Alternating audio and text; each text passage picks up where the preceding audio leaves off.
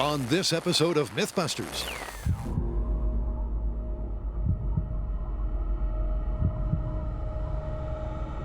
This is just wrong. This is terrifying. Come on, TV! The team feels the fear and doubles the danger for two crazy commercial myths. I'm gonna need some psychotherapy after this. First, Adam and Jamie are at the end of their tethers. Are you kidding? This is a hobby?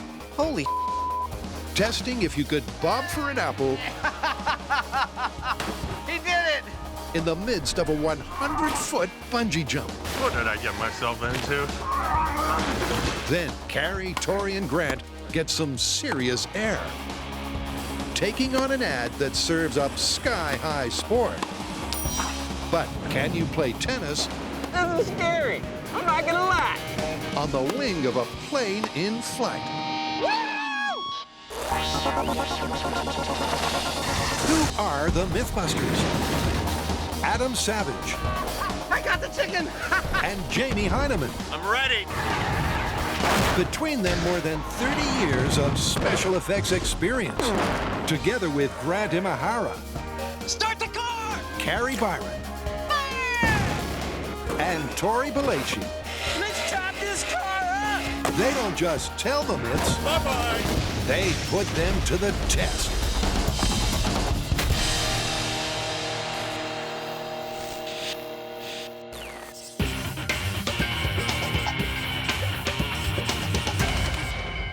There's a commercial out there that shows a guy bungee jumping off of a platform 100 feet into a little barrel full of apples. And when he comes up, he's got an apple in his teeth. I see a lot of bungee jumping in our future.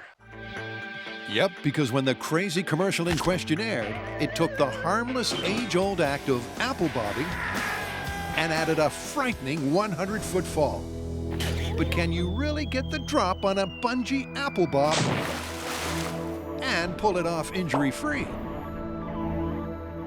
Well, with Jamie's famous fear of heights, That really is quite hairy. this could be his worst nightmare. That is absolutely awful.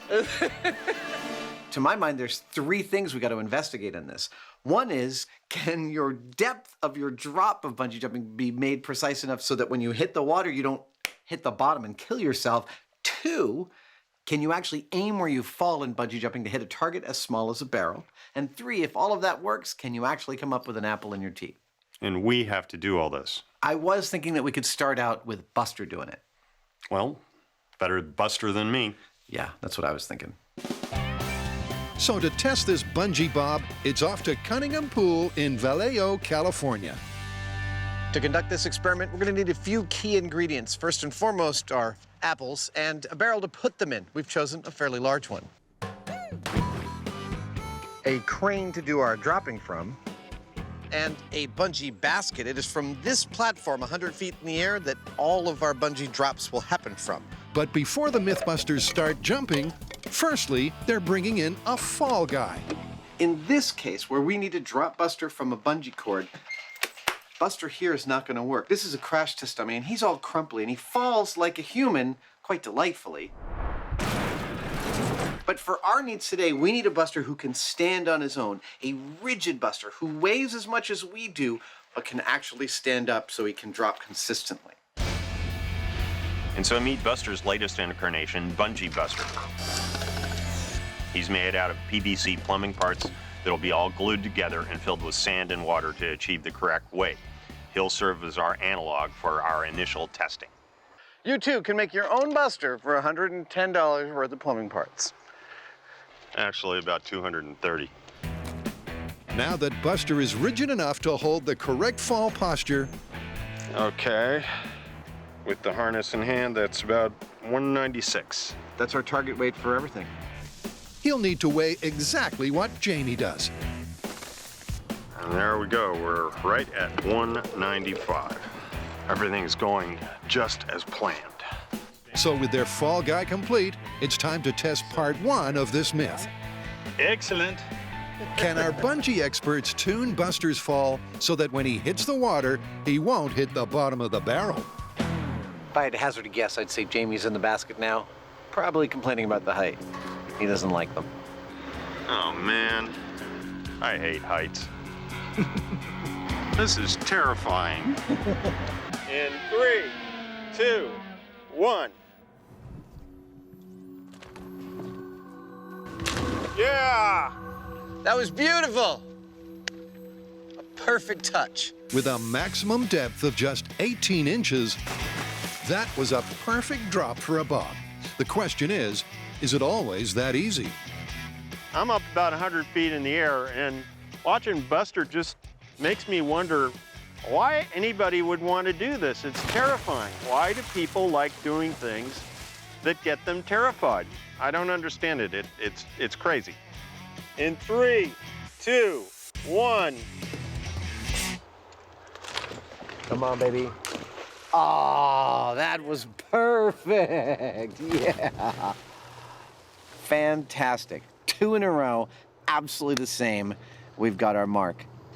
Buster did really, really well, and our bungee experts really can dial him in so that he drops to the same spot every single time. I really think it's time for us to jump, and by us I mean you first.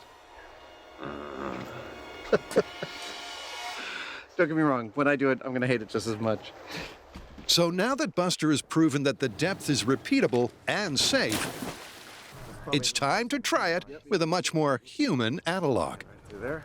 Do you ever have people barf when they're at the very end because of all the food in their stomach just wants to come straight back out? Just about everything. Well, I guess this is the whole rig. I'm all trussed up like a pig and ready to go to slaughter. Or something like that. We're gonna just see what it's like first, and if I don't freak out entirely on the first one, then I'll try to improve my accuracy on successive attempts. This is one ride the beret can't come on, and Jamie has the long trip to 100 feet to contemplate what he's about to do. I realized that there's only a small window. It's like the second of release, and then it's sort of like, what are you gonna do? I'm very familiar with that feeling. How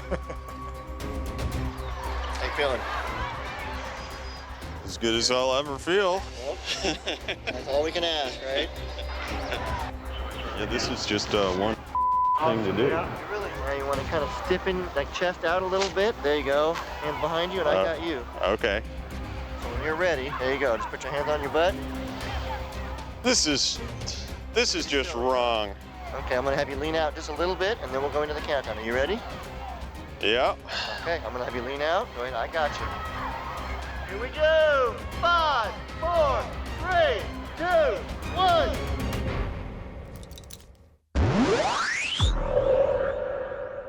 Next, the team is on the ball for a high-flying stunt.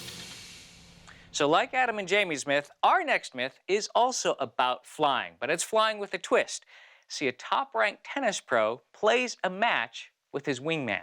Oh, okay, I know what you're talking about. I've seen this video. It's where they're playing tennis on the wing of a plane while it's in flight. Right, and they're both strapped to the wings. The plane takes off, and then they start volleying the ball back and forth, despite how fast the plane is going. This commercial elevates the game of tennis to 5,000 feet as Novak Djokovic and his partner rally across a wing. But is this just an advertising flight of fancy, or could you really play a high-altitude Grand Slam?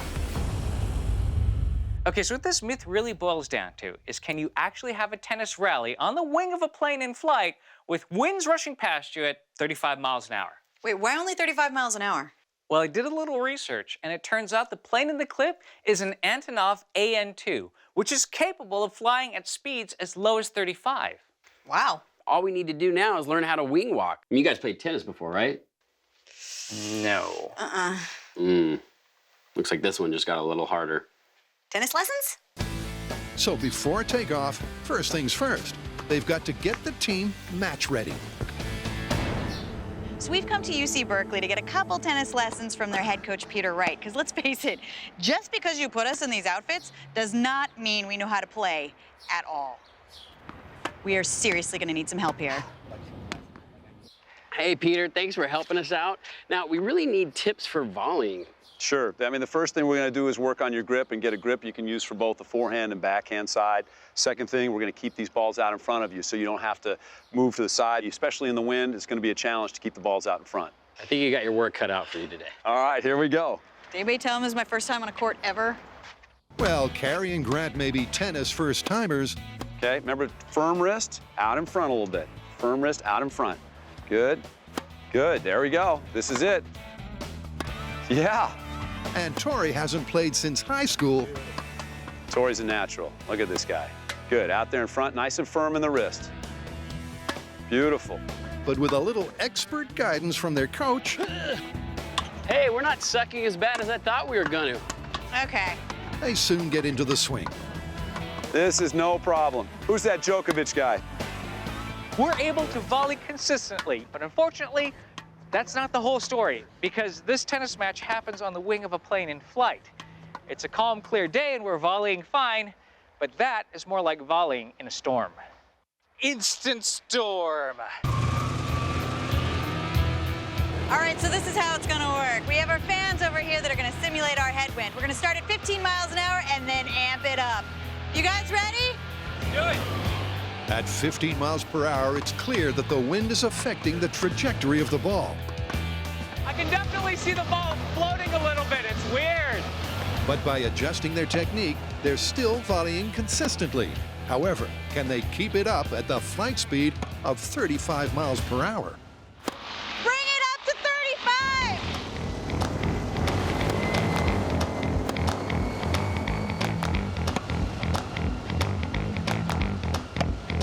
It's when the wind machine goes to 35 miles an hour where it gets interesting. And the ball no longer travels in a straight line. Sometimes it does a corkscrew. Sometimes it just drops. This is much harder at airspeed! Ah! But after a little bit of adjustment, by turning my back to the wind and aiming my racket upwind, I find that I can get a pretty decent volley going. So yes, it's difficult, very difficult, but not impossible. The team was able to volley in winds of 35 miles per hour, which means this myth is cleared for takeoff. Now all we have to do is learn to wing walk. That should be a piece of cake. All right, so we have a very tough decision to make. Who's gonna be on the wing? Because as we know, there's only room for two. Okay, I'm not that great at tennis, but I'm the least scared of heights. You're the best at tennis, but you're the most scared of heights. That makes him neutral, so I think Grant should be on the wing. All right. Okay, but that leaves the two of you. Clearly, there's no real fair way to do this. In fact, the most fair way is to Rochambeau. How about that? Okay? How about if we wrestle for it? No. All right. Ready? Rochambeau. Ah, looks like I'm on the wing. Wait a minute, that's a little terrifying. Jamie Hyneman hates heights. I hate heights. Jamie Hyneman doesn't understand extreme sports. Why do people like doing things that get them terrified? But to test the myth that you could apple bob from the end of a bungee cord, This is just wrong. Jamie Hyneman is about to take a giant leap from 100 feet. Here we go. 5, 4, 3, 2, 1.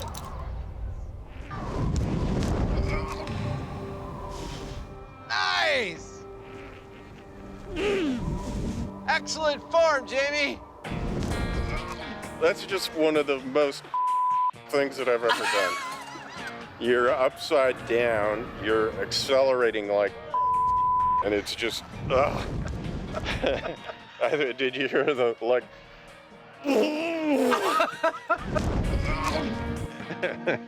let's do it again. Let's get it over with. Calibrating the bungee for Jamie unfortunately involves a bit of trial and error. Here we go again. And after that error, he's got to repeat the trial to dial in his depth. I'm gonna need some psychotherapy after this.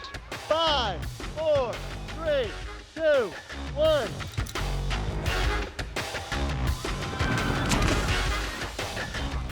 And that's more like it. Like Buster, Jamie was dunked just enough to survive a vertical apple bob. that a refreshing splash there, Jamie? I was a little bit more conscious of what was actually happening. I saw the water coming up. Yeah. It didn't hurt to hit it, though. No, it didn't hurt to hit it at all. That's just awful.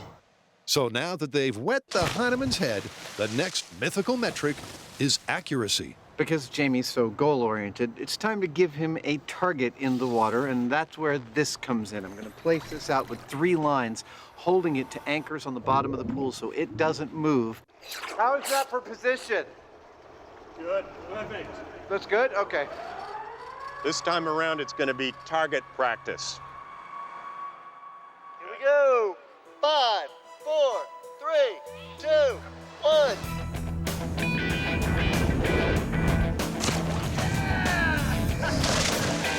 You hit it!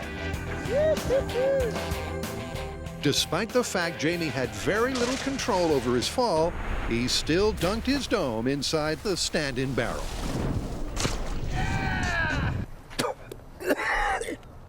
Excuse me. Your nose is kind of like a bucket. You go down and get water and you pull back up. It goes right in your throat. I saw the ring coming up. I think I hit it pretty well right in the middle, and I guess I'm doing what I'm supposed to be doing. And because Adam was the apple bobbing champion of his school, Now they should stay on. The next step is Adam making the jump. It's 196. Perfect. That's it? That's our number. Beautiful. Let's suit me up.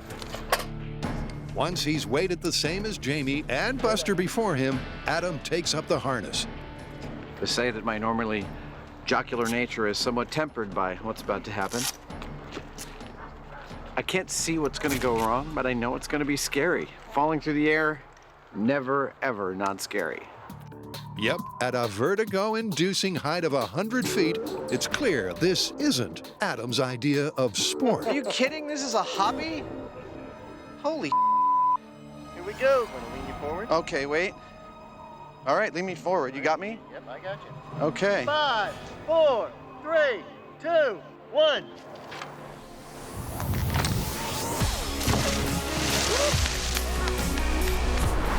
Yeah!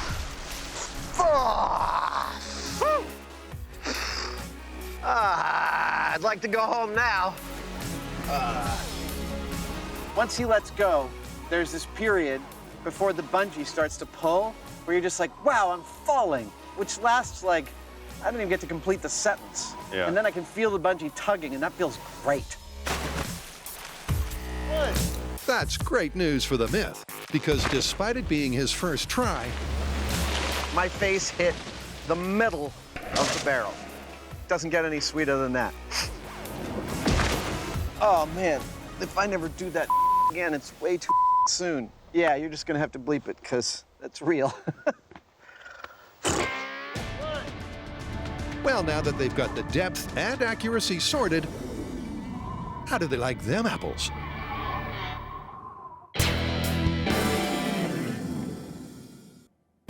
After a spot of turbulent tennis, it's time to take to the skies. Or is it? All right, bad news. Well, good news for me because I'm scared of heights. The insurers think that us wing walking is going to be too dangerous. We're not allowed to go up in a plane. Seriously, how are we going to test this myth? Okay, I got a substitute. How about we build a wing out of a platform? We fix it to the back of a truck and drive it down the runway at Alameda. It's a really good idea. I mean, essentially, this myth is about the ball's behavior in a headwind, right? I love it. A low-flying plane that doesn't get off the ground. Now we're just going to have a successful volley. That might be harder. So to find out if you can play tennis at altitude, the team is going to have to bring this myth a lot closer to the ground. And for that, Grant has a plan. Instead of this, let me propose this. Take a big, heavy truck. We build a wing on top of that truck. We drive it down the runway at aircraft speeds. We simulate all the conditions of airflow over the top of this wing, and we set it up so that 2 people can be on. So that way, we simulate everything that we need to test this myth, except for flight. But building a plane on the back of a truck is not something you can wing. Okay, so that makes total. And with the safety of the Mythbusters at stake, Grant is dotting his I's and crossing his T-beams. And his final design has a 40-foot wing and a 15-foot tower, along with a network of supports that'll keep this fixed wing firmly in place on the back of the truck. It's the beginning, at least. We're flying in no time. Every time we do a big build on the show, we think, this is the biggest thing we're ever gonna build. We did the bamboo ultralight, which was big. And more recently, the earthquake shake table, which was huge. The 6.0, the awesome shell! But this thing, it's gonna top both of them. By the end, it's gonna have a 40-foot wingspan. Potentially, we'll be 15 to 20 feet off the ground. This now is gonna be the biggest thing we've ever built. The first part of Grant's mammoth design is the two 20-foot wings. Well, you'll notice that they are not an airfoil like an actual airplane because we're not trying to create lift here. They need to be stable structures for our players to stand on. This thing's going down the runway fast. So this is a lot more sturdy than something you might find in an airplane. I mean, I'm not trying to fly this thing. I'm trying to play tennis on it. You probably just want to wing this paint job, huh? So now that we've built our wing and we've got the measurements of the actual truck we're gonna use, it's time to build the thing that connects the two, which I call the tower. That's quite a thing. It's got a lot of cross members and supports. But without all those things, the people on the wing would be flapping up and down several inches, making it not only very dangerous, but also damn near impossible to play tennis. The tower and supports are super heavy duty to brace the wing. It's a good thing this thing doesn't have to fly. And finally, after 3 days of cutting, welding, and triangulating, they're ready to assemble their flightless flying machine. This ought to do. Oh my God, this is perfect. So we've outgrown the shop. Our build was just too big. The wings were too wide, and we couldn't build it there. Otherwise, we wouldn't be able to get it out the door, over the bridge, and through the tunnel to the runway. Let's build a plane. So we came out here to an actual hangar, which is perfect because we're making an airplane. And the best part is, behind those giant doors is our runway. And it's not just the pieces of Grant's flat pack design they're unloading. It's like a giant erector set.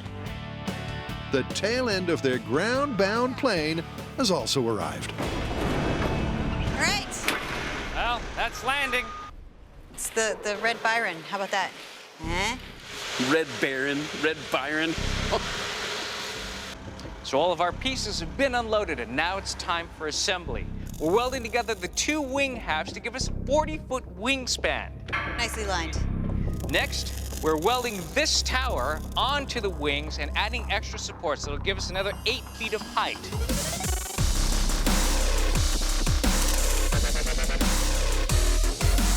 And after we're done with that, we flip it all over and put it on top of this big-ass truck.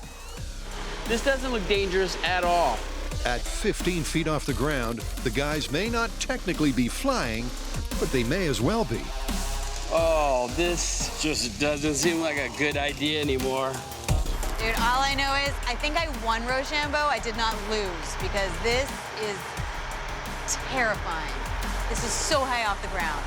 If this thing flexes at all, one of them is wetting their pants. And with 40,000 pounds of steel in place, the guys welded to the truck bed. I would have to say, out of all the welds on this thing, these are probably the most important. Yeah! There you go, like a glove. Perfect. Just like we planned it. All right, so our makeshift airplane is finally complete. We've got a 40-foot wingspan that is supported by about 4,000 pounds of steel and cabling. It should be very sturdy. We have our safety rigs in place so the boys will be safe. We have an anemometer strapped up there so that we can get precision wind speeds. It's completely supported by a turbo diesel tow truck. Now all we gotta do is try it out on the runway.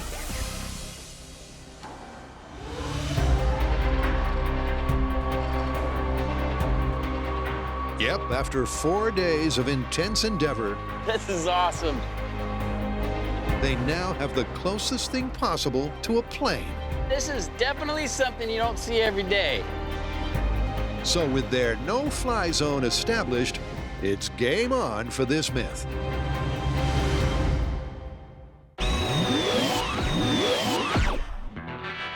The Mythbusters are at the end of their rope, testing if you can bob for an apple on a bungee cord. So now we've got our height and our weight dialed in to where our heads are penetrating the water just a few inches. And we've also nailed the accuracy. So now it's time to bring in the hard part, which is biting onto one of these, or more accurately, one of these, because this might break your teeth or your nose. We don't know yet. So these foam ones, we'll see how we do with those first. So what do you think? You ready to go for an apple? I'll be quite honest with you. I don't need to stand on the ceremony to tell you that is pretty much the most unpleasant thing I have ever done. You want to take this one home?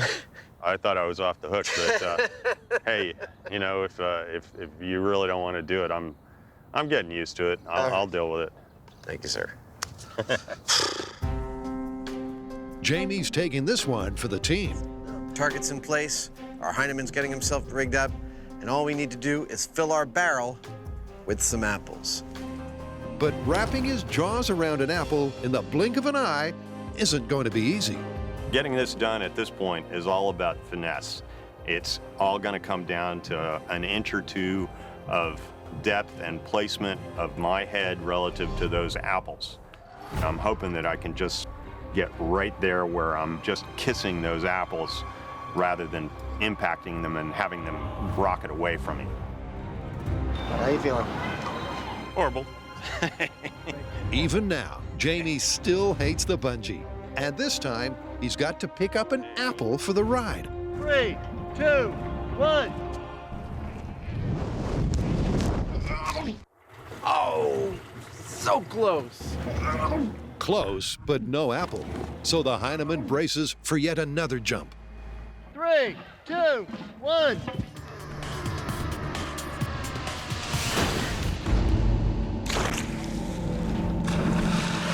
What did I get myself into? I didn't hit the target. I'm not sure whether that was me or the lineup. Even a little gust of wind is enough to push you off. I don't have a whole lot of choice. Either I'm going right into the ring or I'm not. So Jamie missed the target, but not in a direction we expected. And he missed it because of that flag. No, not because of politics or anything, because of the wind that is blowing that flag blew him slightly off target. Thanks to the wind, targeting Jamie's jump is nowhere near as reliable as earlier. And that's making this myth look more and more like just that, a myth. 3, 2, 1.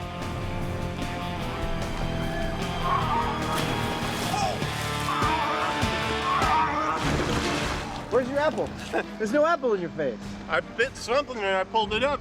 No? Apparently it was water. I bit the ring. Oh, you bit the ring. Yep, they don't call it apple bobbing for no reason. All of the apples bobbed out of the path of Jamie's jaws, so he bit down on the only thing not moving. I was like, I'm not leaving here without something. I'm biting down on something, and I did. It's the funniest thing I've ever seen. The title of this is We Almost Caught a Hyneman. So after a day of jump after jump after jump, Jamie's ready to call it. Every time I tried, it was like the stress equivalent of having an automobile crash. And I was desperate to get that apple, but no matter how hard I tried, I couldn't do it. I'm gonna call it busted. Busted, but it's not the end of the line for this myth yet. Can a bit of Mythbusters' ingenuity finally grab some forbidden fruit?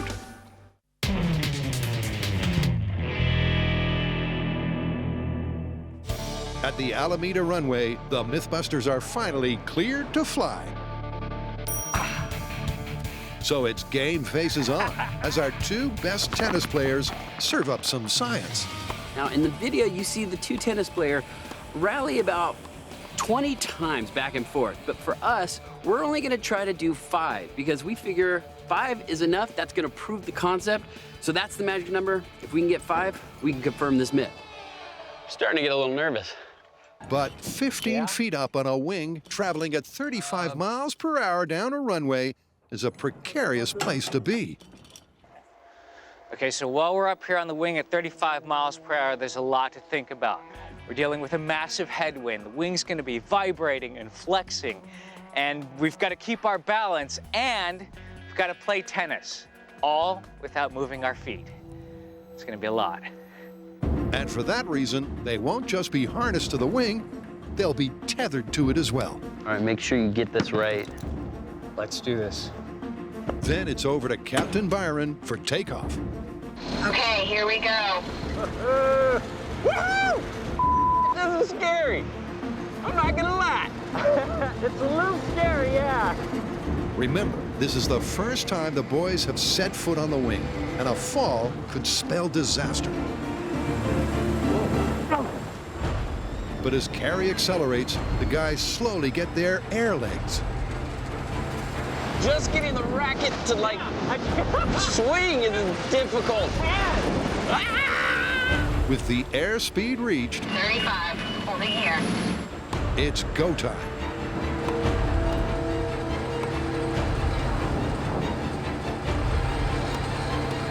And almost immediately, it's clear that rallying up here is a whole different ballgame. The wind, coupled with the bounce and the danger, is making this a lot harder than their earlier fan test. I don't know if we returned one ball to each other. I think we did one. Okay, we need to get at least 5 in order for this to be confirmed. All right, well, seeing as this is the first time we've ever tried this, I think 1 out of 1,000 is okay. We're gonna do better this time. You ready? Ready? The second time around, it's silence on the court as Tori and Grant concentrate hard on hitting the ball.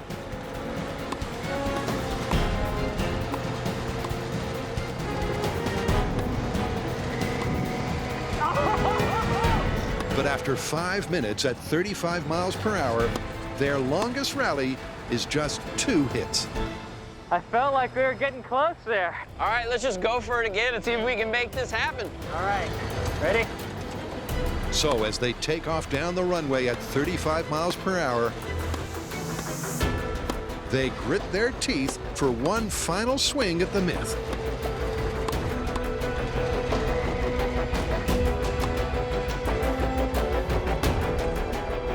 But it seems it's still more miss than hit.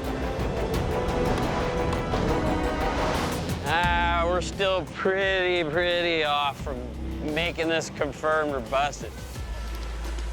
Hi. How was it? Yeah, you know what? I give up. I mean, the guys in this video were world-class tennis experts. I've had 1 lesson. That was really hard. The ball does such crazy things. It's hard to swing your racket, but I think it is possible. And bear in mind, the guy who is in the commercial, Novak Djokovic, is one of the top-rated players, if not the top-rated player in the world. I'm not him, unfortunately, but I think we need somebody better than me. So to give this Myth a fighting chance, they're swapping rookie Imahara for tennis pro Tyler Brown. Now, Tori's a pretty good tennis player, but Tyler's a pro, so hopefully this will up our tennis game. We're gonna throw them both back up onto the wing and try this test again. Did you ever think in your wildest that tennis would lead you to this? Not in my lifetime. 35!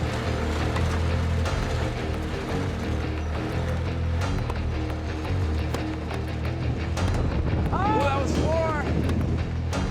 From the start, Tyler and Tori are consistently returning the ball. 1, 2, 3, 4, 5, 6, Yeah! 7! We did it! You did it! And after just 4 minutes at wind speeds of over 40 miles an hour,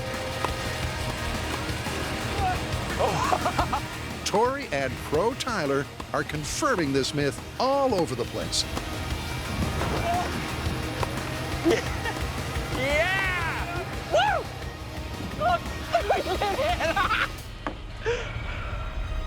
That was great! confirm this. I mean, even in the strongest winds, we were still able to keep the rally going. Yeah, on your best rally, I counted 12. Yeah, we got into this rhythm, and it was just like bam, bam, bam. I think it's confirmed. I think it's confirmed. Well, there's one more thing I want to do. Now that you proved you can do it at this distance, I think we need to extend you out further onto the wing and look a little more like the video. That sounds terrifying, but I think we should go for it. Yeah! In my opinion, I think we've confirmed this one. We showed that it's possible to keep a volley going even in the strongest of winds. I mean, we were able to hit more than 5 times. But for all you naysayers out there, we're gonna spread out the players even more. This time we're gonna go to the far ends of the wings and see if we can keep the rally going. This crazy commercial caper is busted. But now, what the Mythbusters want to know is, could you bungee bob with an Apple apparatus? So we've got to build a machine that can be strapped to the head that can catch an apple. What about using something like a face shield or a welding helmet? You know, those things have that ratchet that really grab onto your head nice and snug. That's perfect. There we go. My first thought is something like a bear trap, something like a pair of jaws with a spring load and a catch. Touch an apple and it grabs onto it. I'd want to have it actually work off of my own mouth. We want this to be able to open quite a bit further than I can open my mouth. Right, so we'll need to have a little bit of a mechanical advantage. Yes. If you're gonna have it work off of your jaw, we're gonna have to move a point here down. The plan is to create a mechanical jaw that Jamie operates by opening his own mouth. There you go. Okay, that movement looks good. That looks really good, and that looks like that's our nodal point right there. Okay. Tell you what, do you want to start working on the chin strap, and I'll start working on a set of teeth? Okay. So the guys divide to conquer. Jamie takes on the chin, while Adam gives their jaw teeth. Yes. That looks like it'll grab an apple. Let's go see Jamie. And now to put it all together for the ultimate Robo-Gob. This is insane. This is totally insane. Now, let me see. Go ahead, put it on.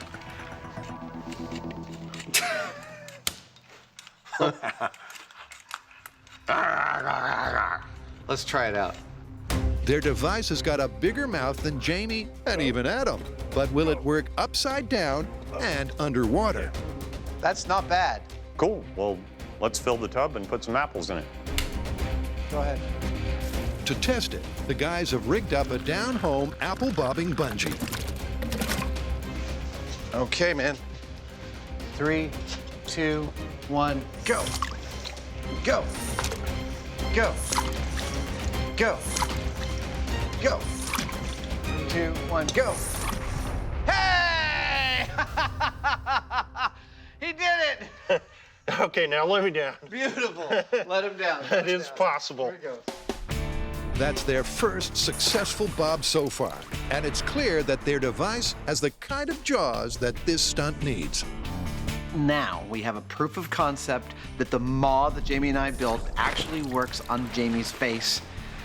So he, being the trooper that he is, and it helps that he's 106, is going to go back out there, drop from the bungee, and try and catch that apple.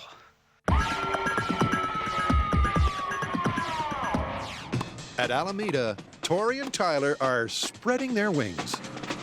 So far, to my surprise, this myth is going really, really well. I mean, we got the plane, we got the proper wind speed, we've got the boys actually having a really good rally up on the wing because Tori's upped his game with a pro. Yeah! Get it! Now, before you criticize the fact that they're a little too close together and it doesn't look entirely like the video, we're going to address that. We're pushing them out to the outer edges. Now that's gonna pose a problem. Not so much the distance. I mean, when Tyler and I were playing at that distance on the ground, we were able to keep the rally going. But now that we're out at the edges of the wing, we're gonna feel a lot more of the bouncing as the truck's driving down the road. That's gonna affect how we play. Not only that, now that the distance is greater, that gives more time for the wind to affect the direction of the ball. So I'm hoping that we're able to get into a groove again and keep the rally going. Sorry, there's no At ladder. 32 feet apart, Tori and Tyler will be more exposed. It's a little bouncier this time, that's for sure. So can they still rally in wind speeds of 35 miles per hour as the wing flexes and bounces beneath them? Tyler, you ready? Yep. Wait, why did you shake your head when you said yes? Because I'm scared. Attention passengers, this is your co-pilot speaking. Captain Byron has informed us that you're about to experience some mild turbulence. Please return to your seats and keep your seat belts on. Thank you. Once again, Captain Byron slowly accelerates the truck. 25, 30, 35. But way out on the wing, for Tori and Tyler, every crack in the tarmac is magnified.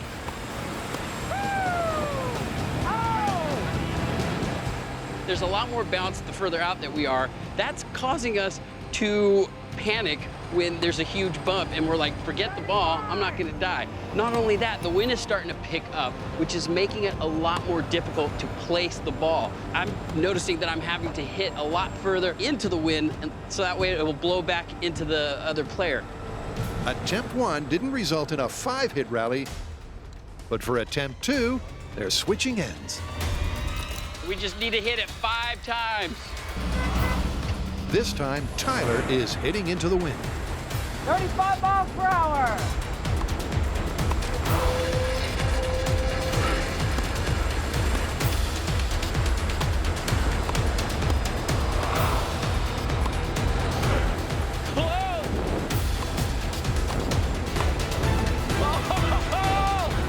We were close. We were like 4.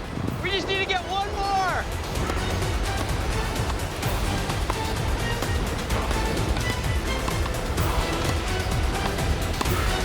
Yeah! We did it! Woo! 15 feet from the ground, traveling at over 35 miles an hour, at a distance of 32 feet, Tori and Tyler incredibly confirm the myth.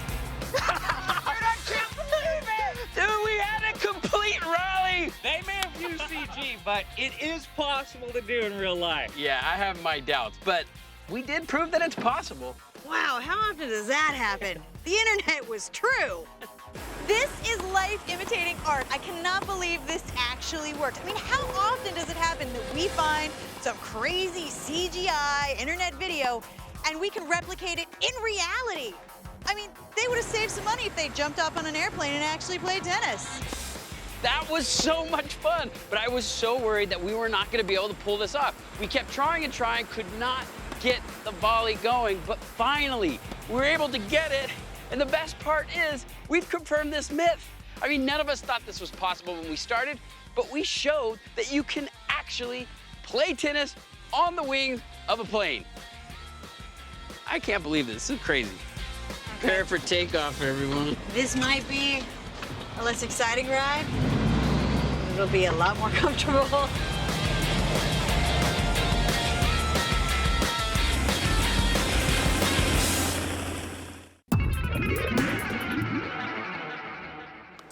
Hello. We have been bobbing for apples from the end of a bungee cord.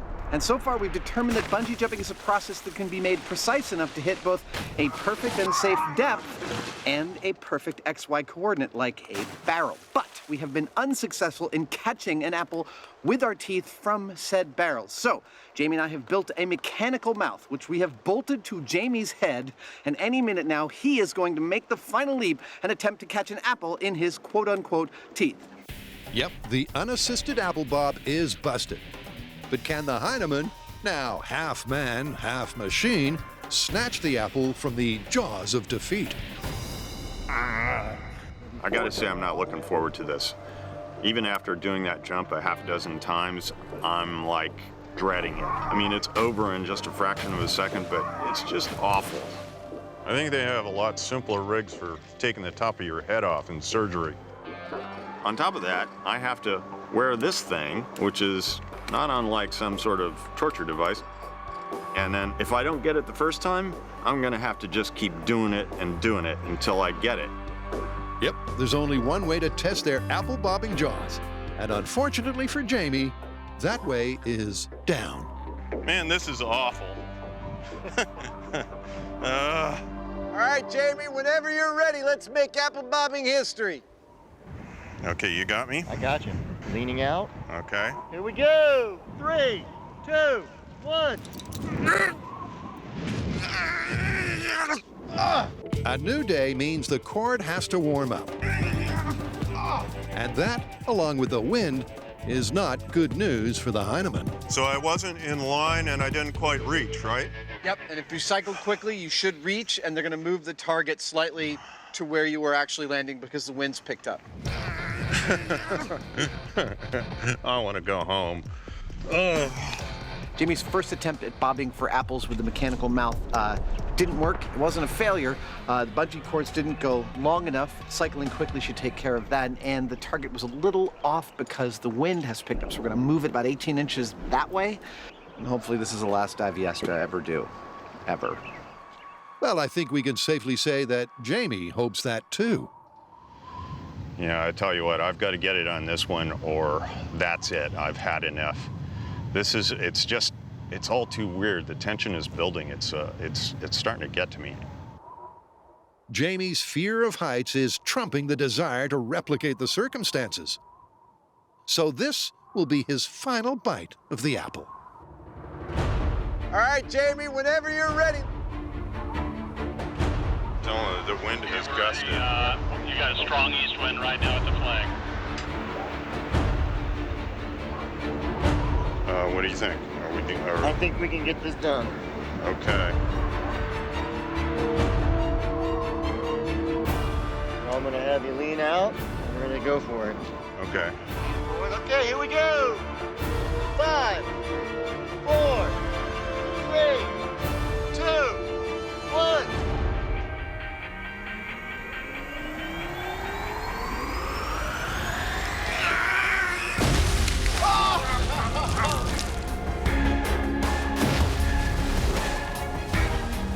That was an epic attempt.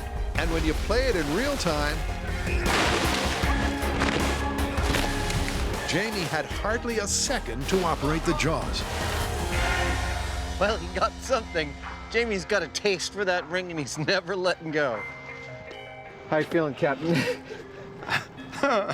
In theory, this thing could grab an apple, but how many times am I going to have to do it to get it right? And I'm up there, and it's just all too weird. You know what it is? I mean, look at me. I know. And as if it's not there. bad enough you've got this strapped to your head. Oh, what's happening? Let me out of here. That's it. We're calling it. Bobbing for apples is busted. Bobbing the what would it take rig on your head. Maybe, maybe not. Who cares? I'm going home. We're done. In a final analysis, Jamie performed like a champion. He made the dive. He made many, many, many dives. He hit the target perfectly, except the wind had twisted him around, and instead of an apple, he got a ring. But we are calling it there. We have found the Hyneman's limit. We've found the Savage's limit. It would have been your limit, too. This myth is totally busted. You cannot bob for apples from the end of a bungee cord.